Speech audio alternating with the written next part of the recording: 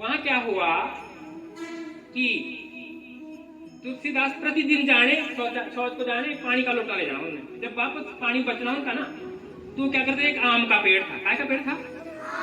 वो जो पानी, हम लोग तो पानी कहीं बचे ना, हर कहीं बैठ देते, वो तो ऐसे विद्वान थे, लेकिन पानी थोड़ा सा भी कहीं वेस्ट ना हो हमारा, तो आम के पेड़ पर फेंक जाए। कई दिन हो गए, कई दिन साल, और अंत में क्या हुआ, एक दिन जो वहाँ काशी ऐसी जगह है, बनारस का नाम काशी है, वहाँ एक ऐसी जगह है, मुझे सौभाग्य से पिछले वर्ष हम यात्रा में थे, तो वहाँ 3 दिन ठहरने का अवसर मिला।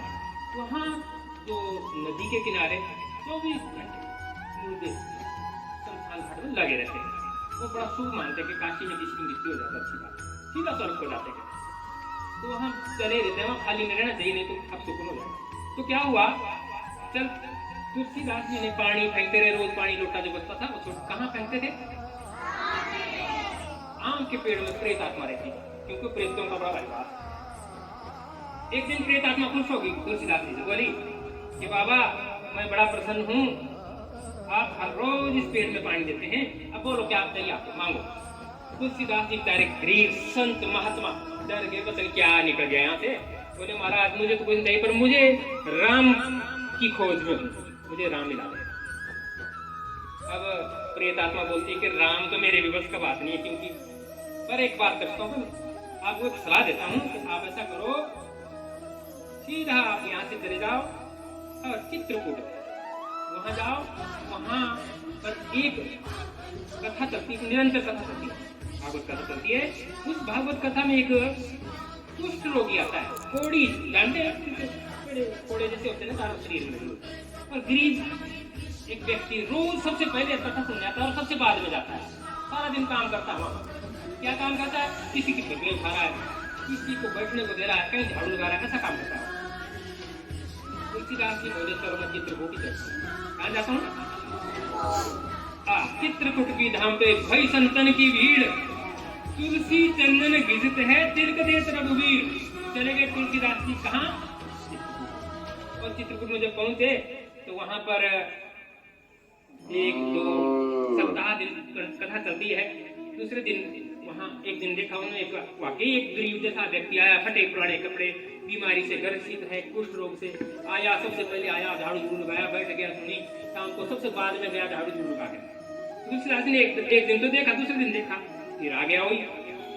उन्होंने सोचा यही होगा, मेरे को जो वहां से बताया था ना प्रेत आत्मा ने, तो गए उसके पैर पड़े, साष्टांग प्रणाम कर दिया कि महाराज प्रणाम आपको। वो बोले कौन है, क्या बात है, कहते बाबा, कहते महाराज मैं तो एक चीज के लिए आया हूँ यहाँ दर्शन के लिए, तो मुझे राम के दर्शन करा दो। और उन्होंने बोला राम के दर्शन, चलो कल सुबह हो जाएंगे दर्शन राम के। चले गए तुलसी बाबा अपने घर, और वो कुष्ठ रोगी भी अपने घर। दूसरे दिन सवेरे ही फिर आ गए तुलसीदास जी, बड़े खुश मानते। जैसे जैसे तुलसीदास जी वहाँ कथा के पंडाल में आ रहे थे, रास्ते में आते आते उनको एक घोड़े वाला दिखा, घोड़ा दौड़ता हुआ दिखा, पीछे से 2 बच्चे आपकी तरह छोटे छोटे करते, 2 दौड़े हुए घोड़े के पीछे। अब तुलसीदास जी ने तो ऐसे चले रहे थे जंगलों में, कई घोड़े वाले, वो भी आ गए, भाई चलो बैठ गए पंडाल में। सारा दिन कथा सुनी, शाम को फिर चले गए उस कुष्ठ रोगी के पास भी, महाराज राम के दर्शन तो हुए नहीं। बोलो हो गए हैं आपको, यहाँ पे दिखे। बोलो ये तो बात है अनुभव नहीं कि आप दर्शन तो हो जाते हैं पर देखने वाले नहीं है। बोलो आपने सवेरे से बताओ क्या देखा सबसे पहले। बोलो सबसे पहले तो मैं ये तो दौड़े थे, जो करे तो घोड़े के पीछे, तो घोड़े चला रहे हो, राम लक्ष्मण ने देख लिया और क्या देख लिया। तुलसीदास जी जैसे ही वैसे इस बात को स्मरण कराया, एकदम भाव विभोर हो गए संपूर्ण रामायण के मन में। वो राम और लक्ष्मण थे, अश्वमेध का यज्ञ का घोड़ा था, और वो जो कुष्ठ रोगी था वो कौन था, हनुमान। कौन थे, इसलिए कलयुग में एकमात्र एक ऐसा व्यक्ति तुलसीदास जिन्होंने साक्षात राम के दर्शन हैं।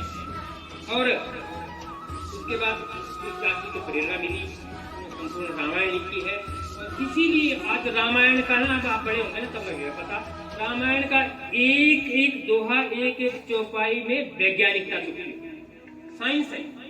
एक एक शब्द में तुलसीदास जी क्या बोलना चाहते थे, और वहीं से साइंस से प्रमाण लेकर आज जो राम भद्राचार्य ने ना वहाँ प्रमाण दिए कोर्ट में, वहीं से कोड करके निकाले हैं।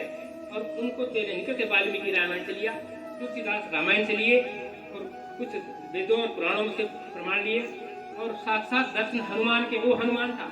हमारे भी यहाँ बोलते हैं ना, जब जब भागवत कथा होती है कभी, तो वहाँ हनुमान भक्त रूप किसी न किसी रूप में, निश्चित रूप में हनुमान के दर्शन देखने वालों की कमी है। हम लोग की स्थूल दृष्टि है, मोटी दृष्टि है, इसलिए आप बच्चों को मैं स्पेशली रामायण का एकमात्र संदेश क्या है कि समय हो तो बर्बाद, समय का महत्व को समझे।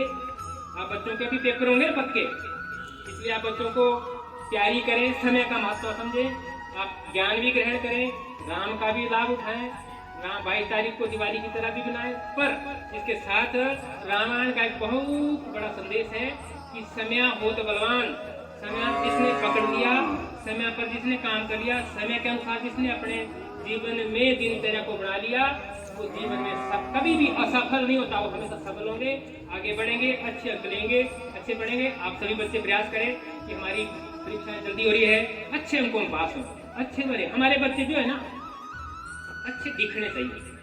कैसे दिखने चाहिए? कैसे दिखेंगे? वर्दी से ही नहीं,